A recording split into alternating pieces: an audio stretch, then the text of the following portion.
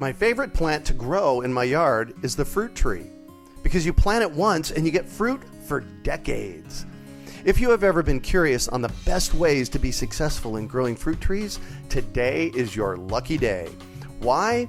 Because my team and I have compiled our best interviews and videos in one place to assist you in growing your own toe-tingling peaches and awesome apples right out your front or back door. Plus, as an added bonus, we've included an in-depth guide to successfully growing fruit trees in your yard. To get access to this information, it's free by the way, just go to urbanorchard.org or text FRUIT to 33444. That's urbanorchard.org or text FRUIT to 33444. You're listening to the Urban Farm Podcast, your partner in the Grow Your Own Food revolution. Whether you've just been introduced to urban farming or you're a lifelong advocate, we're sure you'll leave feeling more informed, equipped, and empowered to dig deeper into the soil of your local food economy. With you every step of the way, here's your host, Greg Peterson.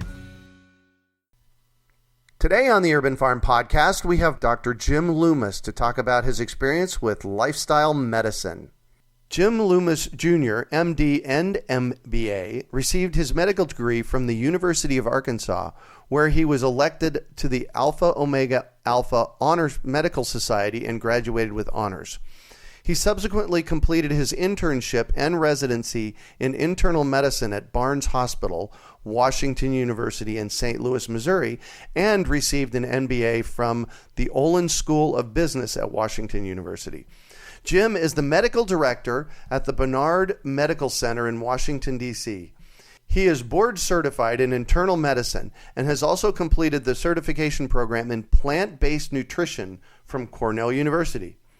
Before coming to the Barnard Medical Center in Washington, D.C., Jim practiced internal medicine and was the director of prevention and wellness at St. Luke's Medical Hospital in St. Louis.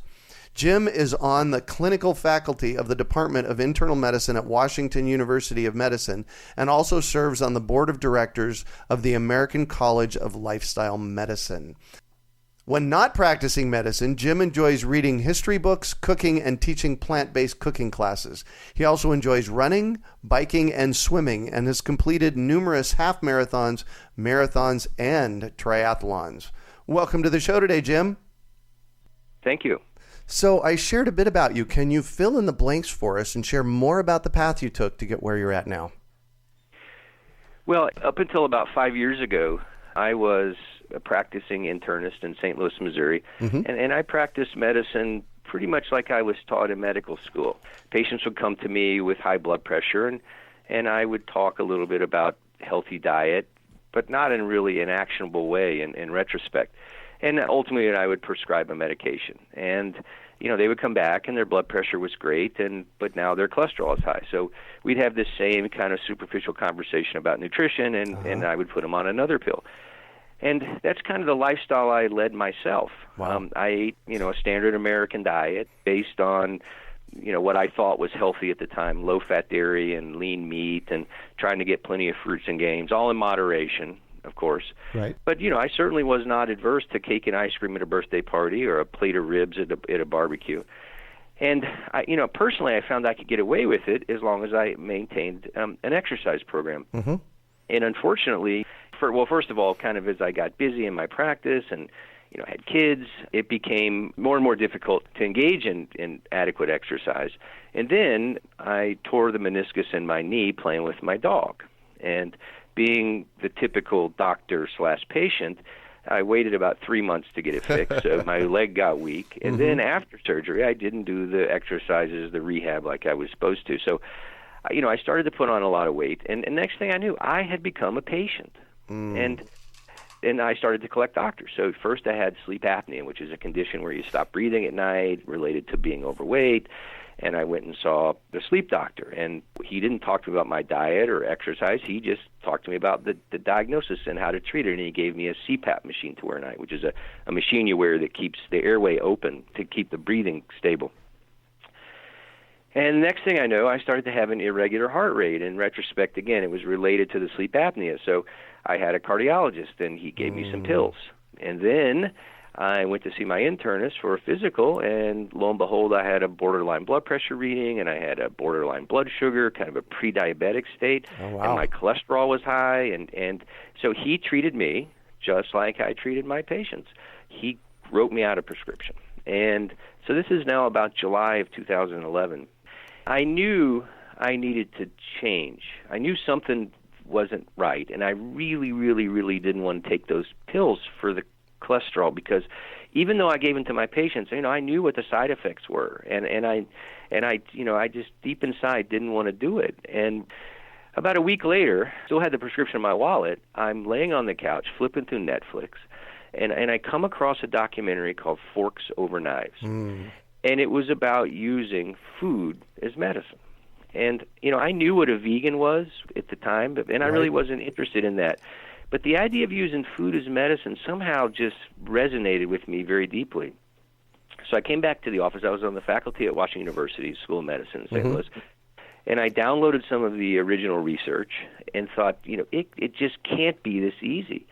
so really overnight, I made a commitment to go on a whole food plant-based diet. And by the way, the difference between veganism and what I'm talking about, so being a vegan really comes from an ethical place, and it's about not eating animal products. Right. It's about not wearing clothes or shoes or belts made out of leather. Yep. It's about not using products tested on animals.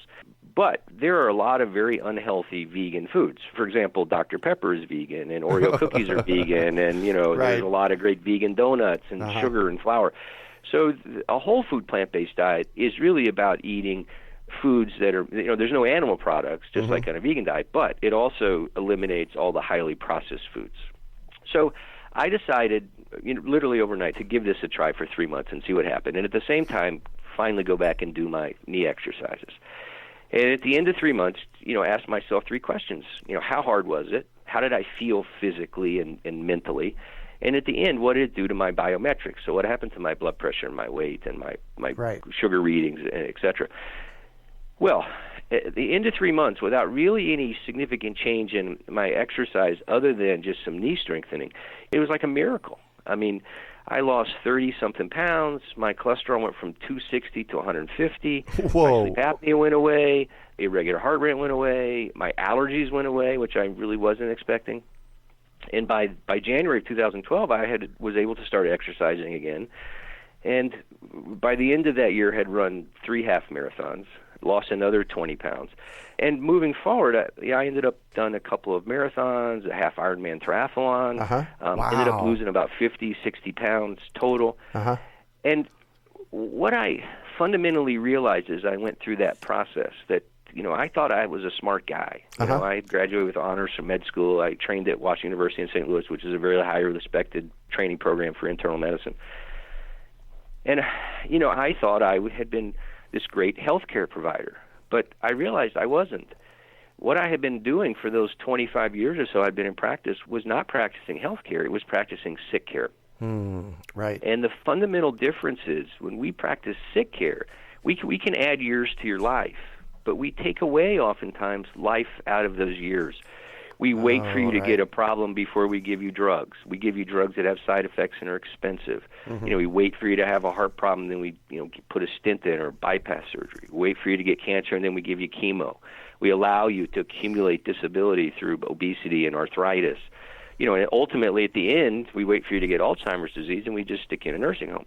And that the way to truly practice healthcare, true healthcare, where we add years to your life, but also sustain life in those years, is through lifestyle. And primarily, it's the food you put in your mouth, but also how much physical activity you perform, and then how emotionally healthy you are. And that has to do with stress and coping with stress and recovering from stress through sleep.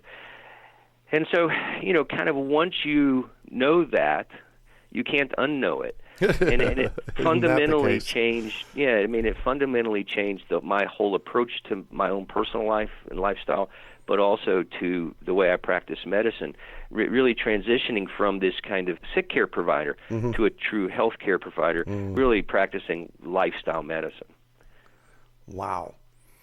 So, You and I met at a conference here about 3 or 4 months ago, and during that conference, we had an opportunity to chat during the day, and I shared with you that I've been experiencing Lyme disease, and you suggested going on a plant-based diet, and for me, a plant-based diet is, this whole notion of being a vegan, and I never have really understood why being a vegan or eating a plant-based diet was important from a physiological perspective.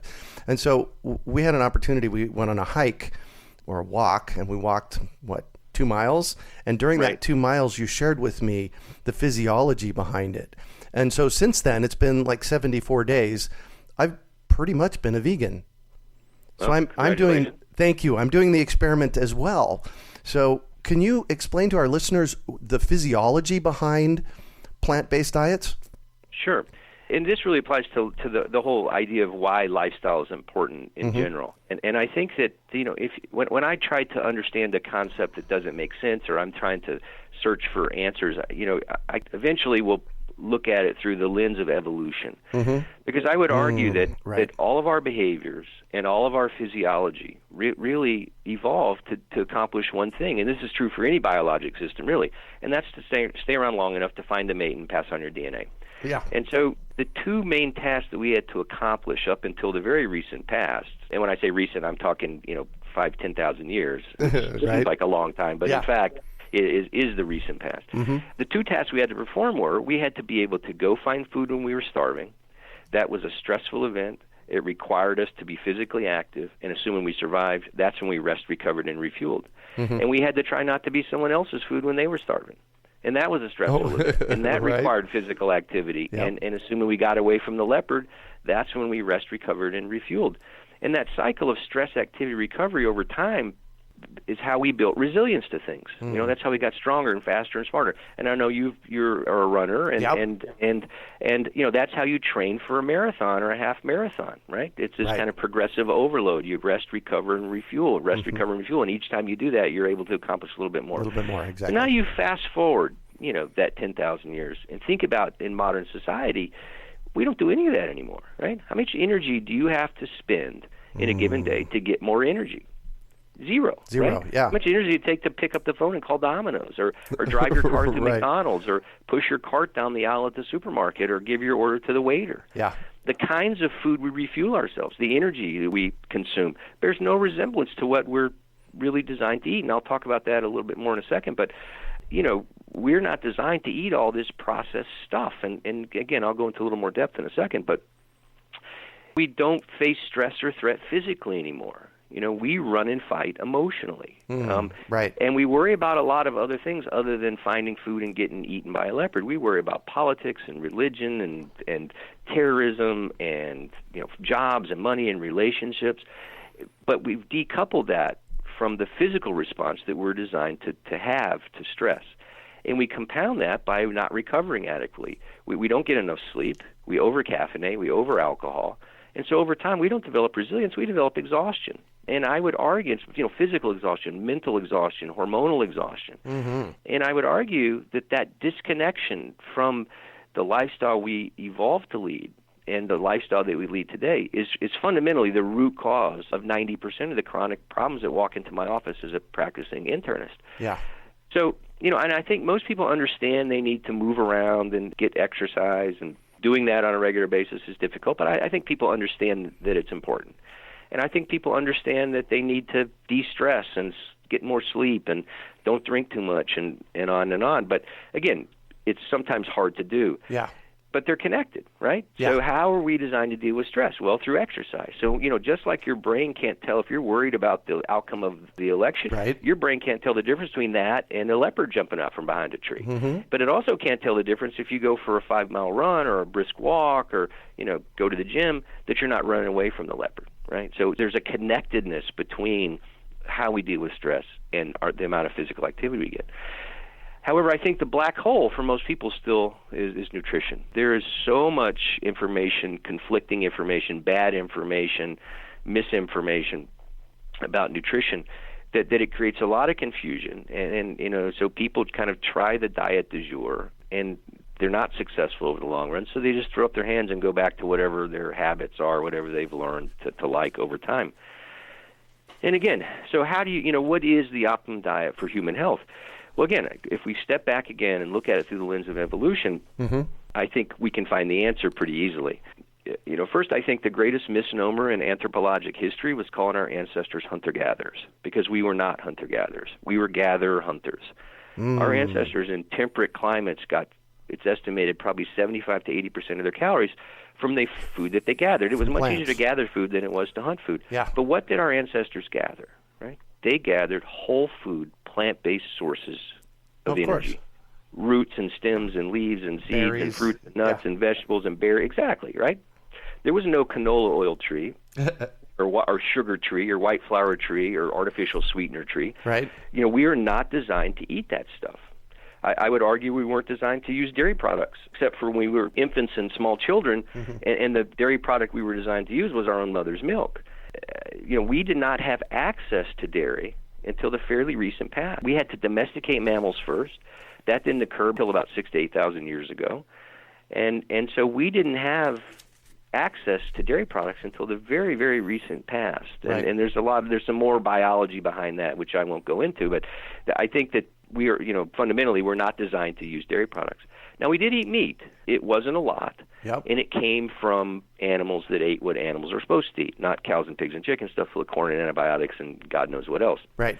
However, our ancestors probably had a survival advantage to having that concentrated animal protein to get big and strong so they could go find food and get away from the leopard and pass on their DNA before they died of some infectious disease when they were 30 years old.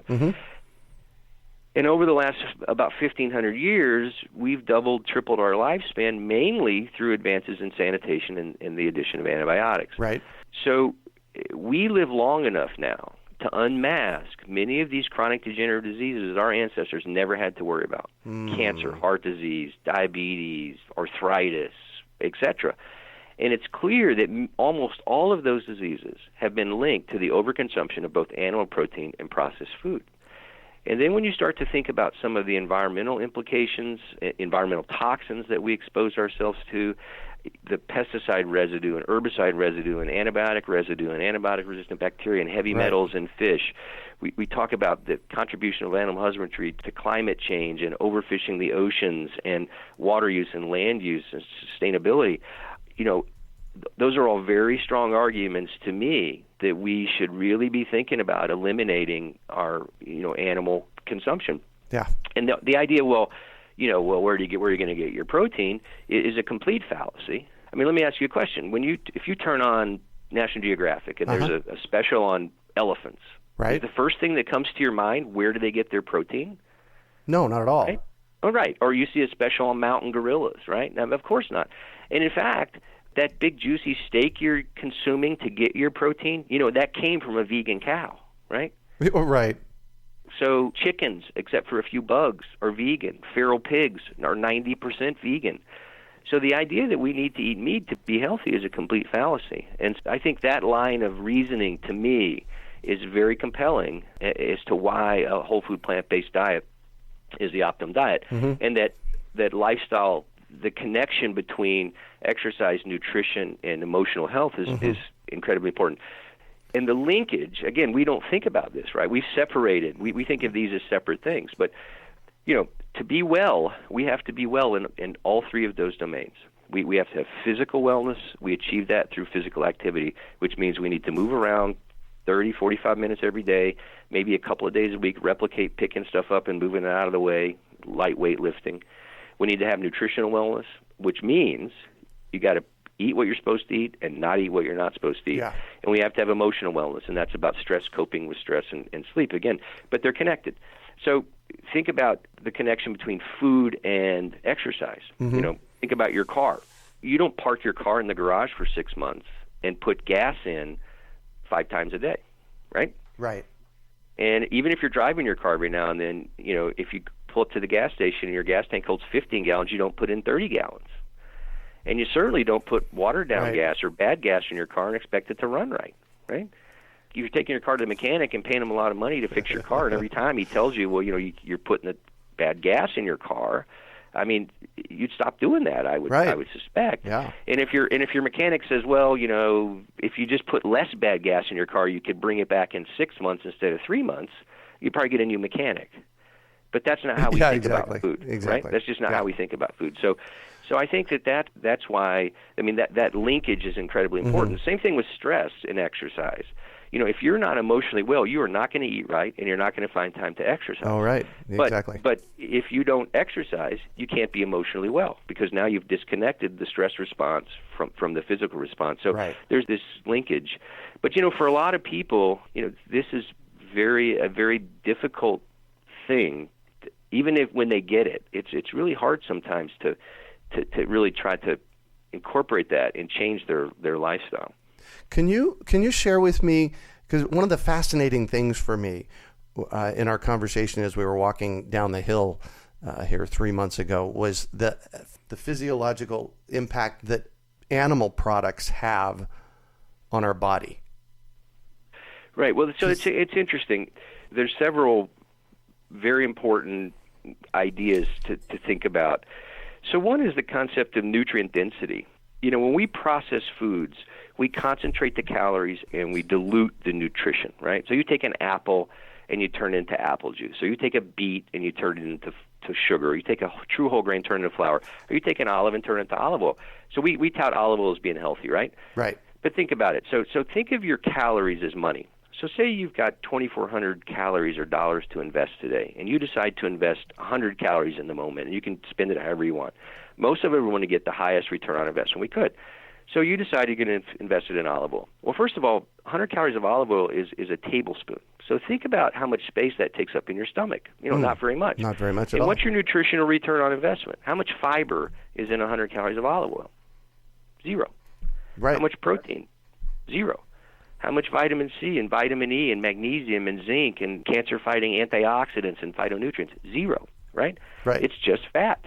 Now, if you switch that to a whole food plant-based source of food, say an avocado, well, not only you're getting healthy fats, but what else do you get? You get vitamin C, you get protein, you get fiber, etc. So animals, it turns out, do that for us, right? So animals take the grass, they eat the plants, they concentrate the calories, they use all the good stuff to run their own machinery, and what are we left with? We're left with protein and fat. So 100 calories of chicken breast, is about an ounce. So again, think about how much space that takes up in your stomach. Not much. What's your nutrition return on investment? How much fiber is in that 100 calories of chicken breast? 0. 0, yeah. How much cancer-fighting phytonutrients and antioxidants and magnesium and potassium, all of these things we need to sustain good health. Well, there's none. And compare that to broccoli, say. 100 calories of broccoli has twice as much protein as 100 calories of chicken breast, believe it or not. Oh, interesting. Now, the difference is 100 calories of chicken breast is an ounce, 100 calories of broccoli is 12.5 ounces. So that is a lot of broccoli. Oh, yeah. but that's really the whole point, right? So when you eat a whole food plant-based diet, it is so nutritionally dense that you're full.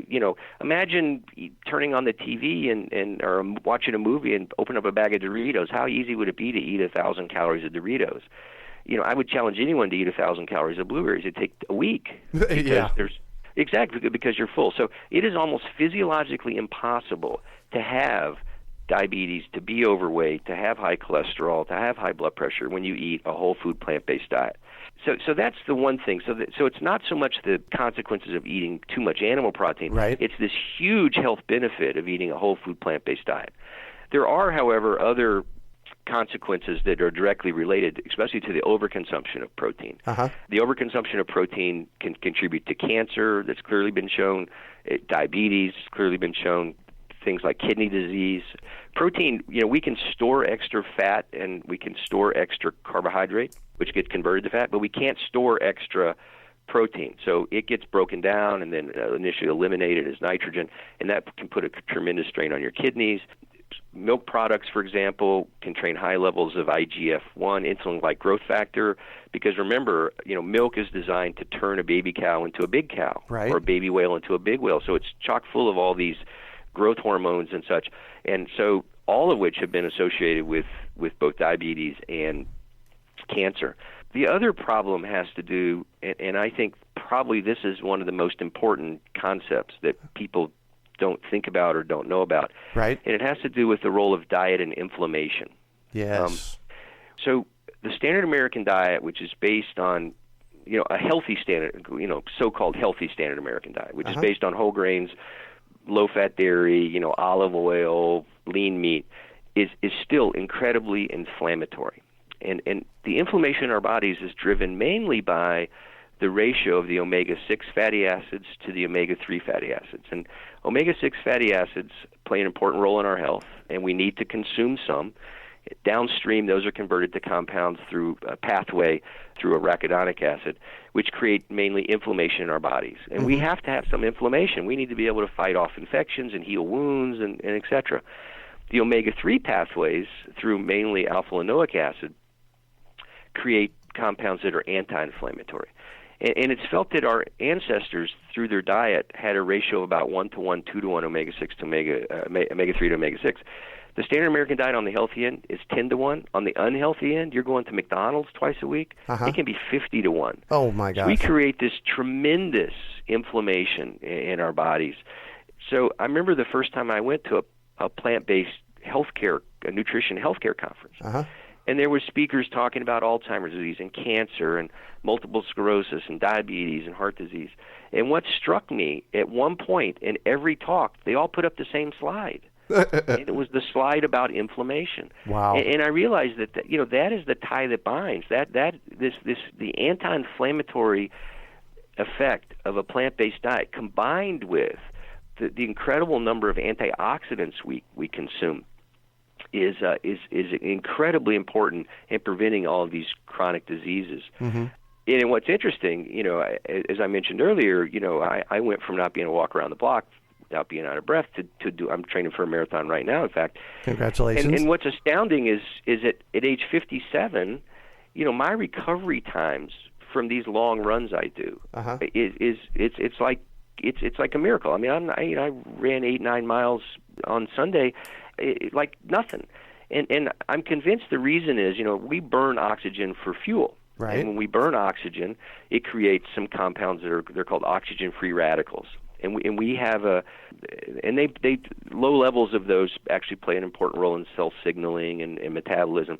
But if you get too many oxygen-free radicals, they can cause it creates what's called oxidative stress, which not only creates which not only contributes to chronic disease, but it also contributes to some of the muscle soreness and stiffness and such you get after a prolonged period of exercise. And our bodies have a kind of an innate antioxidant capacity to neutralize some of that, but that gets easily exceeded when we perform, especially long distance, endurance, endurance exercise. And the standard American diet is so bereft of antioxidants that we cannot quell that fire, if you will. So imagine, you've got this low-grade fire burning, and then you go for a long run where you're just putting gasoline on the fire. And so what happens the next day, you wake up and you're stiff and you're sore. But imagine, when we eat this nutrient-dense plant-based diet with all these colored, blue and yellow and green and red and purple and on our plates every single day, when we go for one of these long runs, we're able to put water on that fire. Right. So my recovery times, my ability to perform high-level exercise on a regular basis it's almost unbelievable. Easy. And so that's the other big benefit I see. I've noticed that I don't run, but I race walk and I do a little bit of running, and I did an 8-miler here 2 Sundays ago, and on Monday it was like I wasn't sore at all. Right. So I mean, it's just astounding. And this makes sense now. Wow. Yeah. Now the other thing that I'll touch on briefly, because we could have a whole talk just about this, that we're just now starting to understand is the role that the bacteria in our gut play in our health, and the influence that diet has on that. If you think about your body as a house, I like to use these visuals to help myself and then my patients understand the concept. So think of your body as a house, and each room in the house is an organ system. So you have a brain room, and you have a heart room, and you have a skin room, and you have a respiratory room, and you have a joint room. And when we eat this highly inflammatory diet, we fill that house up with people that are very angry, right? We got bricks and sticks and bats. And when strangers wander into the room, it's not a good outcome, right? And depending on the nature of the stranger and what particular room they come in, that's what triggers the clinical condition. So they might wander into the skin room and you might end up with psoriasis or eczema. They might run into the joint room and you end up with degenerative or rheumatoid arthritis. They might enter into the respiratory room and you might end up with allergies or asthma. The brain room, you might end up with Alzheimer's disease or multiple sclerosis. Well, where do these strangers come from? Well, it turns out that most of them are coming in through our gut. You know, we think of our gut as being inside us, but in fact it's not, if you really think about it. Our gut's really a hollow tube that goes from point A to point B, and its job is to take whatever comes in point A, let in the good stuff, keep out the bad stuff, and eliminate it out point B. And most of that transaction, if you will, occurs in our small intestine. And we've always thought about the bacteria that lived in our gut as kind of being along for the ride. And you know, you went to Mexico and got some different bacteria, you got diarrhea for a few days, and then it would get better. But it turns out our gut, the bacteria that live in our gut play a very, very important role in maintaining our gut health, in maintaining kind of acting as gatekeepers to what gets in and what stays out. And that because we eat along with the food we eat, we consume a lot of things that we're not supposed to let in. We consume viruses and bacteria and yeast and environmental toxins and protein antigens like gluten and milk proteins that in general aren't supposed to end up in our bloodstream. Right. It also turns out that makeup of your gut bacteria is highly dependent both on how many, long-term use of things like antibiotics, but probably more importantly is what kind of food you eat. And that people that eat a standard American diet, which is high in processed grains, processed sugar, high fat, have a different bacterial makeup in their gut than people who eat a whole food plant-based diet. The profile of the bacteria in the people who eat a standard American diet has been shown to increase the amount of inflammation and make the gut leaky, if you will. So it opens the front door. Right. Exactly. So what happens when you go on a plant-based diet? Well, two things. So the first thing that happens pretty quickly is you lower that omega-6, omega-3 ratio back down toward the 1-to-1, 2-to-1 it's supposed to be. So now you've kicked all the angry people out of the house. Right. And you replaced them with people drinking tea and, listening to Mozart, right? And about 6 to 12 weeks later, what happens? You repopulate your gut with these healthy gut bacteria and allow your gut to heal. And so you shut the front door. Now, you're still going to have strangers wander in every now and then, but now the way they're dealt with inside the house is much, much different. I've had these amazing clinical experiences where people came in. I had a lady not too long ago who came in with horrible psoriasis that she had had for 20 years. She played tennis, and she was in her 70s, played tennis, but had to wear long pants because she was embarrassed. Had a boyfriend, but found it difficult to be intimate because she had rashes everywhere. Yep.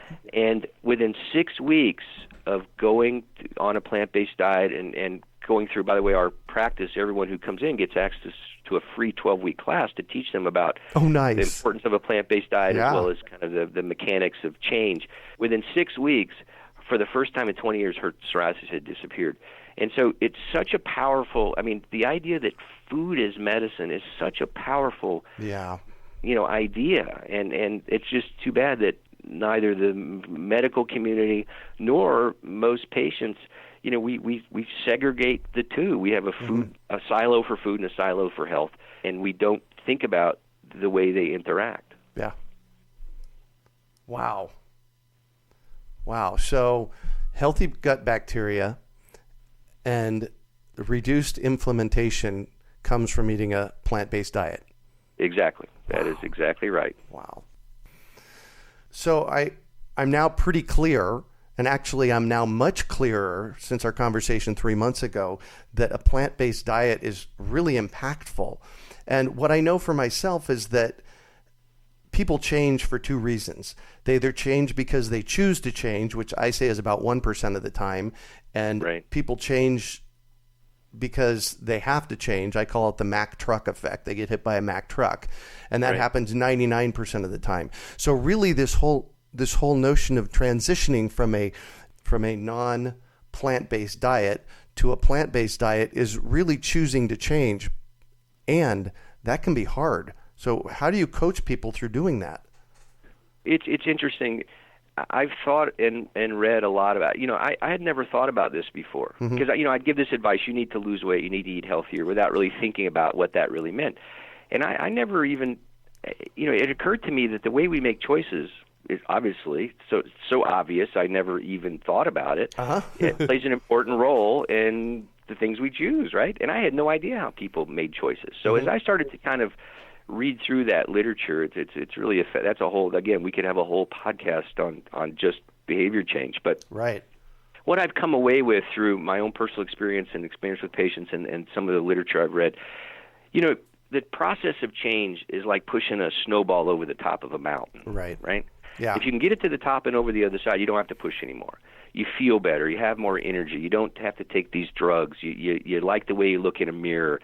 You're able to do things you haven't been able to do in 20 years. Keep up with your kids or your grandkids or whatever it might be. But the problem is getting the snowball to the top. And some people's mountains are really steep and really tall, and the snowball is really heavy. And so there's really three things that have to happen to get to the other side.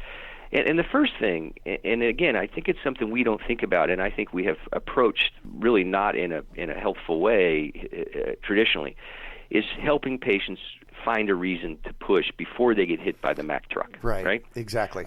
And oftentimes, we as physicians and clinicians, we operate out of a paradigm of fear, right? We say, you need to quit smoking or you're going to get lung cancer. You need to get your blood sugar down, or we're going to have to amputate your foot. You need to get your cholesterol down, or you're going to have a heart attack or a stroke. Well, I don't know I've never met a patient who didn't already know that those were potential outcomes from the behaviors that they had. Right? Yeah, of course. But they continued to have them. And I think there's a lot of reasons for that. So one is, the event horizon. We're talking about stuff that might happen 10 or 15 years from now. We know it's important to quit, but, January 1st, I'm going to join the gym, and then that lasts for about a month, and so, it never really happens, right? I have come to take a different approach. So what I end up doing is I say, here, I'm going to ask you, I have a homework for you. And I give them 5 or 6 pieces of paper, and I label them. So colon cancer, heart disease, heart attack, stroke, Alzheimer's disease, whatever it might be. And I tell the patient, what I want you to do is I want you to go home and I want you to think about the top 10 reasons you don't want these things to happen to you. Right? So what ends up happening, they bring the papers back, it's one list. Right? Because the reasons people don't want it to happen, I want to be around for my kids, I want to be around for my grandkids, I want to take my wife on a cruise for our 50th wedding anniversary, I want to play the top 100 golf courses in the world when I retire, I want to retire and go teach in the inner city or whatever it might be, right? So that's the reason. It's purpose, right? So it's finding purpose, and that is by far the most important, essential first step. Because if you don't have a sense of purpose, you're never going to get the snowball to the top. So that's the first thing I do is I help patients find a purpose, find a reason to change that's meaningful. And because if you don't have that, it's going to be very difficult, because for the first time the snowball starts to roll back, you're just going to let it go back down to the bottom of the hill, right? Yeah, exactly. The second thing is trying to lower the size and the slope of the mountain, right? And what those really represent are the barriers you have to change. And so some of those might be knowledge-based barriers. I don't know how to cook. I'm talking about plant-based nutrition specifically here. I don't know how to cook. I don't know how to shop. I don't know how to read labels. I don't know how to order at restaurants. Some of them are emotional, not getting along with my husband, and so I eat ice cream at night, or I hate my job, or things like that. So whatever those barriers are. So helping patients discover and understand what those barriers are. And we've developed some toolkits, if you will, in the practice that we can kind of help people overcome whatever those barriers are. So that's really about lowering the size and the slope of the mountain, of the problem. Yeah. The third thing, which is also incredibly important, and again something we don't think about a lot, is recruiting as many people as you can, friends, family, colleagues, to help you push, right? Yeah. Because going at this alone it's very difficult, because many people are trying to unwind 30, 40, 50 years of learned behaviors around food and attitudes towards exercise and et cetera.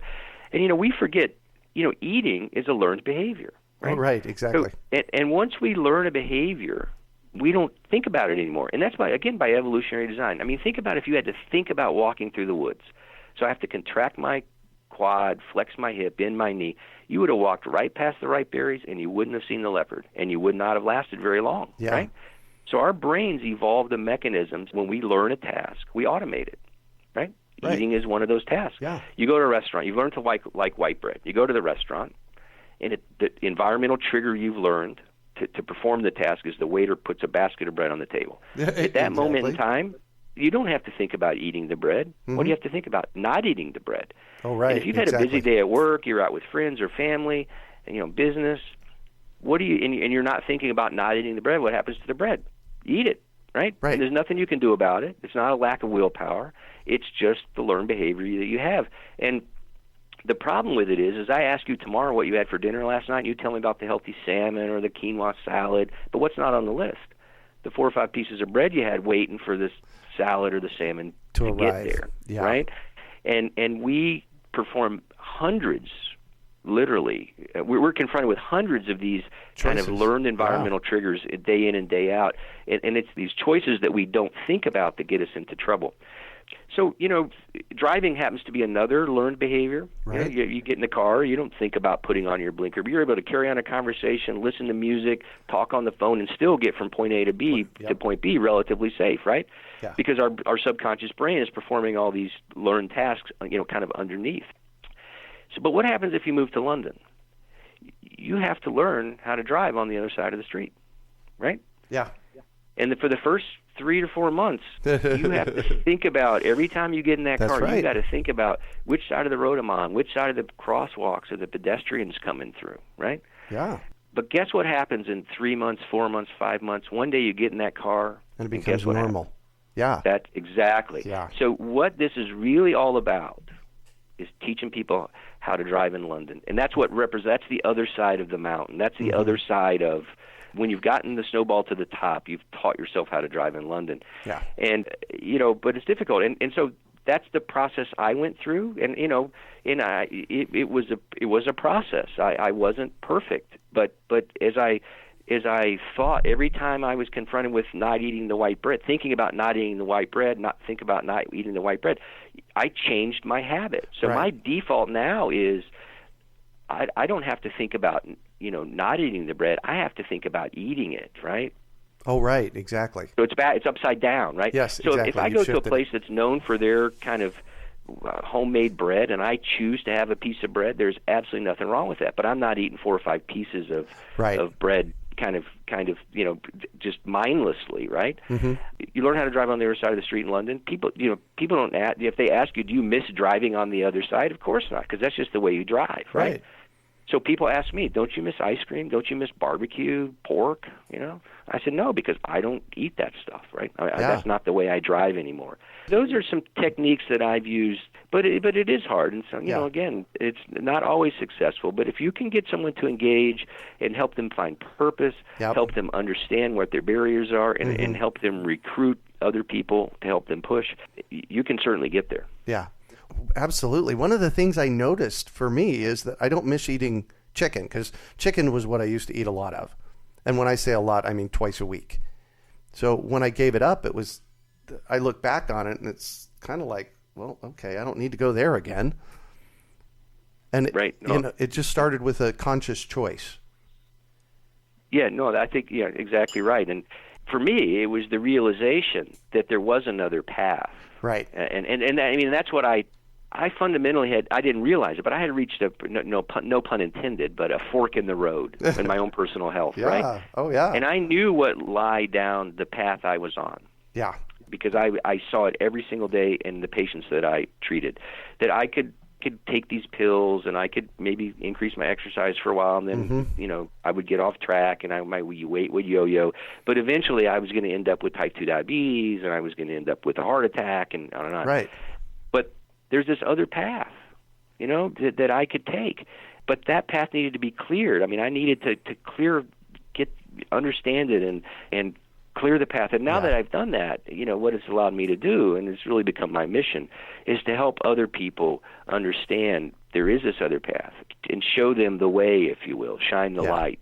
Because frankly, if we don't figure this out pretty soon, I would argue that it's our disconnection from food, both individually and as a society, which is driving a lot of the health crisis and as well as the environmental crisis that we suffer today. Big time. We have no idea how our food is grown, what kind of soil, what kind of stuff we put on it, how it's processed, why we crave it, what it does to our bodies, right?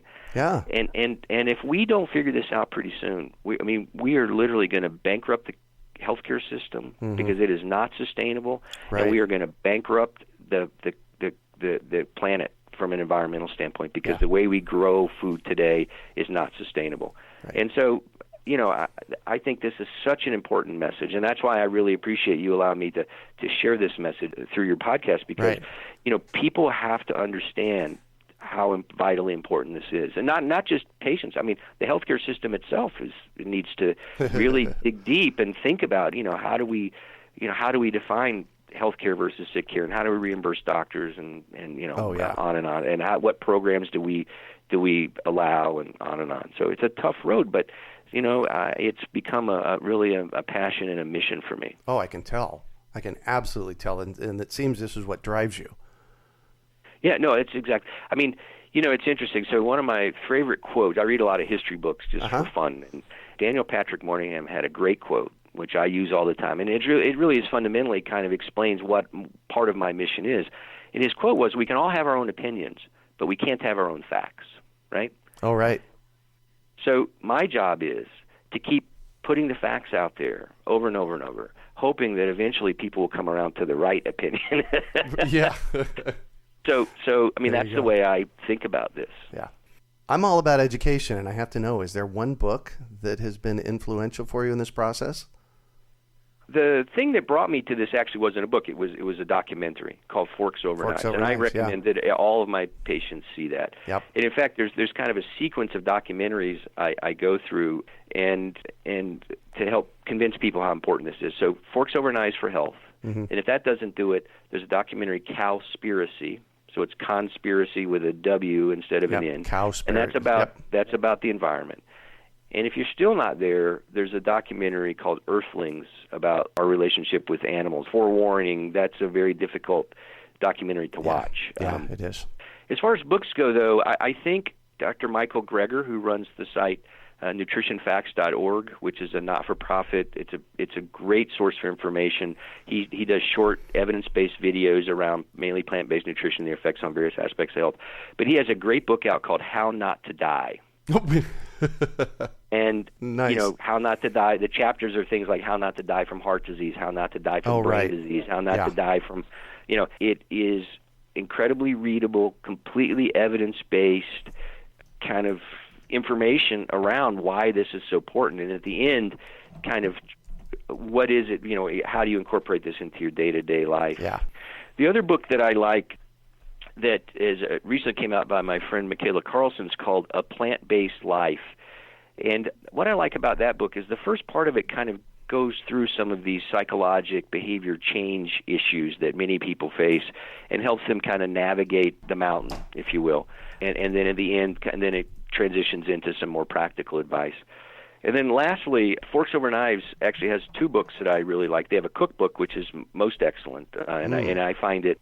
I'm a fairly accomplished cook. I actually teach plant-based cooking classes, but for the person who may not be so well versed, they have some great recipes, fairly easy to follow, incredibly tasty. Cool.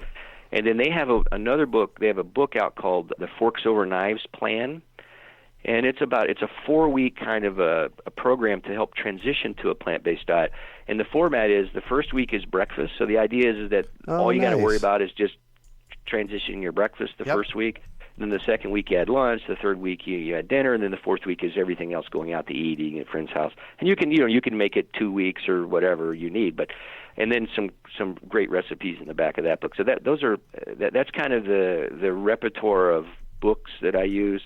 There's a couple other websites. The Plantrition Project. It's plantrition.org, plantritionproject.org. has some other great resources. They have a free downloadable quick start guide, and they also have a whole resource guide which with curated content that's non-commercial, with segregated into food blogs and cookbooks and documentaries and scientific evidence. Again, it's a not-for-profit, and it's a great source for information. Cool. So what one final piece of advice do you have for our listeners? This disconnection from food is fundamentally important. And so my advice is to really take some time and educate yourself about food and what food is and why we need to eat food. Because I would argue many that we don't eat. Michael Pollan, the food writer, talks about edible food-like substances, which makes up a lot of what we eat. Yeah. And, taking some time to kind of understand that. It's interesting. A common comment I get, well, it's too expensive to eat plant-based, right? And it's a perfect example of what I'm talking about. We have a food bucket, right? And let's just say we put $1 in it, right? And then we have a health bucket, and we put $20 in it because we're buying vitamins and supplements and co-pays for medicine and doctor's visits and procedures, right? But what if you thought, well, food really is medicine, so I'm going to put those in the same bucket, and I'm going to change the amount I spend on food to $5. Well, guess what happens to the healthcare spending? It goes down to maybe $5. So you've cut your spending in half by spending more on the most powerful medicine that's available, and that's food.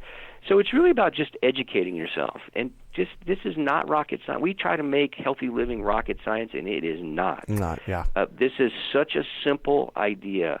It's just not easy. And I think that I guess that's the takeaway, really, is that changing your lifestyle is very simple. The things we need to do, the things we need to eat, it's all very simple. It's just not very easy. But understanding that there are three legs to the stool, and if your emotional health is driving the rest of your poor lifestyle, that has to be addressed if you want to be well, right? If you're not eating right, if you're exercising but not eating right, you're putting bad gas in your car. Yeah, right? Exactly. If you're eating right but not exercising, you're not emptying the gas tank. Yeah. So, it's just the simplicity of the idea. It's just beautiful, really, but it's just not how we think. Then there's a lot. Again, we could have a whole podcast about the reasons that is, and the environmental influences. The food laws, and the agricultural policy, the food labeling laws, school lunch programs, kind of on the policy side. What drive? On and on, right? We really have made this 360 degrees difficult, right? Yeah, exactly. The way we train doctors, the way that we reimburse doctors, the way we advertise pharmaceuticals on TV, the way we fund medical research, ad nauseum and it is nauseating, really. Yeah, exactly. It's an apropos statement. Exactly. So I have one more for you. I know this is I usually make the final piece of advice the last question. I'd like you to give 3 ideas or 3 steps that people can take to get started, and I want to throw in one of them to start. So I was recently at a restaurant here in town, and as I said earlier, I'm 74 days into mostly being vegan. I've eliminated all meat and 98% of dairy out of my life, and so I was at a restaurant here in Phoenix, and the waitress wandered over, and I said, "Can you please point out the vegan options on the menu?" And her face lit up, and she pointed out like 5 or 6 things that I could have dug for them, but she was happy to show me that where they were, and they were. I ate one day, and then the next day I went back, and I had 2 of the 6 that she showed me on the menu, and they were extraordinary. Yeah, right. So I think that restaurants are making a deep dive at making sure that. Oh, I think so too. Yeah. So do you have a couple more? I think that the first thing is educate yourself, and so read one of the books I mentioned earlier. Watch the documentary. You'll find that purpose, right? Because so you read How Not to Die, and you might find purpose within that, right? Right. So the first thing is you got to find that purpose. You got to find the reason to do it, and then you need to figure out how to do it, right? So it's kind of like, well, if you really want to break it down, it's kind of the what to do, why to do it, and how to do it. Yeah. Right. So the what to do is go on a plant-based diet. So that means educate yourself, watch Forks Over Knives, read a book. Yeah. The why to do it, is look at the literature, look at the evidence, read Greger's book, How Not to Die. And then the how to do it is becoming increasingly easy. I mean, as you mentioned, restaurants are much more, there are many more options on the menu. Mm-hmm. Look ahead if you're going to a restaurant, look at the menu online, and if you don't see anything obvious, call up. If it's a nicer restaurant, call up and say, I have a reservation at 7 o'clock. I need a vegan diet. Can you ask the chef to prepare something? They're more than happy to do that. Oh, my gosh. Yeah, perfect. If you don't know how to cook healthy food, learn how to cook. There's a great online resource called culinaryrx.com, which is a short, it's like a 12-week online cooking instruction specifically about cooking plant-based foods, oil-free, things like that. Mm-hmm. So figure it out. Enlist some friends. Find someone to do it with you. Cook meals together. Have a potluck. So make it fun. Make it, don't make it tedious and a chore. Make it fun. Yeah. And don't forget the other parts. Because I think what I found was my energy levels were so much higher during the day. My productivity at work went up because I'm not getting these big sugar swings through the day. So at 3 o'clock in the afternoon, I need a soda or a nap. So I was able to get out earlier, which gave me more time to exercise. So it's really about embracing the whole change, right? Because there is this understanding, this connectedness is so important, and finding other people, developing this kind of social support system is very important. Join Facebook. There's lots of great Facebook groups. Yeah. Explore the food blogs that are out there. I mean, it's on and on. I am hopeful. Actually, I can tell from your excitement. Yeah. From this talk. So, even in the 5 years that I've been doing this. Much easier. Yeah. Well, thank you so much for joining us on the show and sharing your experience with us today, Jim. It has been a treat getting to chat with you. My pleasure. And as you can probably tell, anyone who will let me climb up the mountain and shout, I'm more than willing to go there. And I really appreciate the opportunity, because this is such an important message that needs to be heard. And I really appreciate you allowing me to share it through your program. Absolutely. It's in big part, it's the reason I do what I do. So yay for both of us. Yeah, well, keep up the good work. Thanks. So how can our listeners get a hold of you? If you'd like more information, you can go to www.barnardmedical.org, and there's links there to some more health information, information about our clinic. If you're here in the D.C. area, you're more than welcome to come see us as a patient. Uh-huh. We have classes for patient, but also classes for the community. You can find more information about that, as well as just some nutrition information in general around plant-based nutrition. So it's a great resource. Perfect. And you can also find the show notes from today's podcast at urbanfarm.org/Jim. Well, that's it for today. Thanks for joining us on the Urban Farm Podcast. My favorite plant to grow in my yard is the fruit tree, because you plant it once and you get fruit for decades. If you have ever been curious on the best ways to be successful in growing fruit trees, today is your lucky day. Why?